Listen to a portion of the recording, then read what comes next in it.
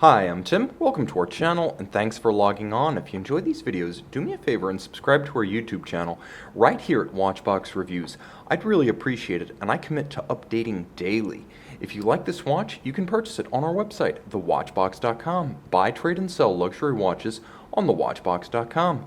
This is a golden oldie, and it's amazing to think oldie now includes 1998, the year when this Omega Seamaster 300-meter GMT bowed. It brought a little bit of a sea change, if you will, on the dial side, where the broadsword hands replaced the skeletons in the Bond-style Seamaster, and we got the maxi-style indices that eventually found their way to the standard Seamaster 300s. 2 time zones, a panoply of colors and textures.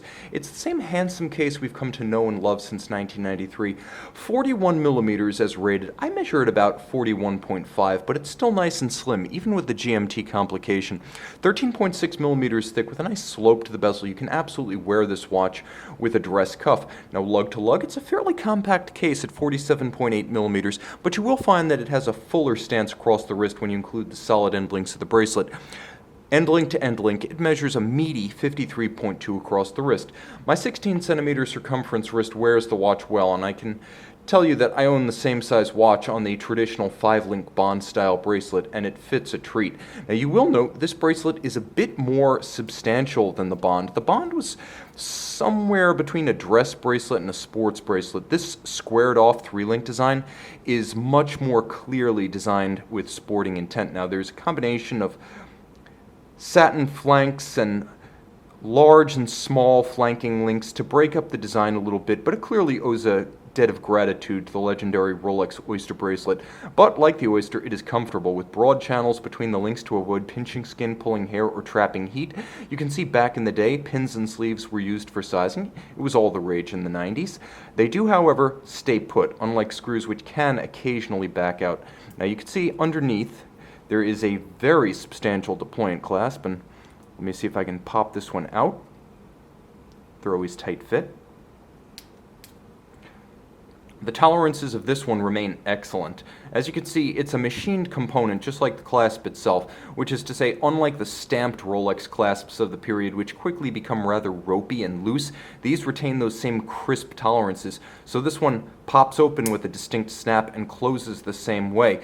Still robust after all these years. This was the greatest dive clasp and dive extension of the 90s, and it's still a model for the industry. Now, you will note that the satin finish of the watch helps to reduce glare, even as, somewhat ironically, the dial of this one goes full-blown supernova. Let's get a little bit closer and maybe give ourselves a little bit more light. Still, we're risking blinding with the amount of light color on this dial and case. The bezel itself is a metallic polish that features 24 hours, and it's used to offset. If you want to set GMT using the 24-hour red hand, you can actually use the bidirectional bezel to offset from Greenwich Mean Time, or GMT, and temporarily read 3 times on the dial. You will note that unlike the conventional Seamaster, this one features polished bevels, so the dial and the bezel are the true standout with a high reflectivity that channels a great deal of light right back at you day or night. This one has a spectacular lume shot, and I will feature that at the end of the video. But you'll note that the black outline around all of the indices allows for a high contrast and easy reading. In spite of the fact that this is a white, and I do mean white, not silver dial, it's easy to read in all light, and the blackened hands at center make it quite easy to distinguish hours, minutes, and seconds. There's a nice stepped aperture for the date, which is also white, to ease the transition from the plane of the dial down to the date disc. You will note that the Omega waves, beloved of Seamaster collectors, are present and correct, even if they are a little bit more faint on this particular dial. They're just as distinct. It's simply the contrast that's lacking. Now, there is a shock of red on this dial, which I adore. GMT, the 24-hour hand, and the needle index of the seconds hand.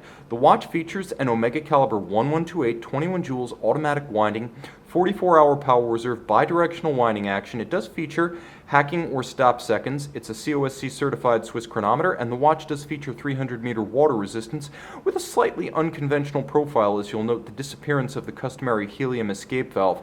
It's A cleaner look, some will miss it, some will feel that this is a pure look that perhaps gets to the essence of the lines of the case, and with the minimalist low polish finish and the lack of the helium valve, this one's a bit more elemental than the Bond. Again, it's the lack of those skeleton hands, the 5-link ornate dress bracelet, the helium escape valve.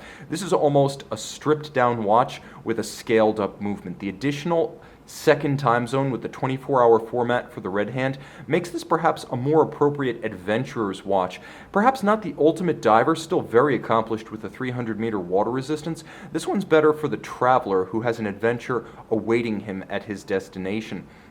A handsome watch from a legendary family and a rock-solid caliber 2500 pre-coaxial movement. It's the full package. One of the great divers of the 90s. You can see and you can own the Seamaster 300 GMT on the watch box. And we're back with the Omega Seamaster 300 meter diver. It's always fun to watch a GMT hand go nuts in the dark. As you can see, this maxi style loomed dial on the broadsword hands make all of the difference after dark. See it by day on the watch box.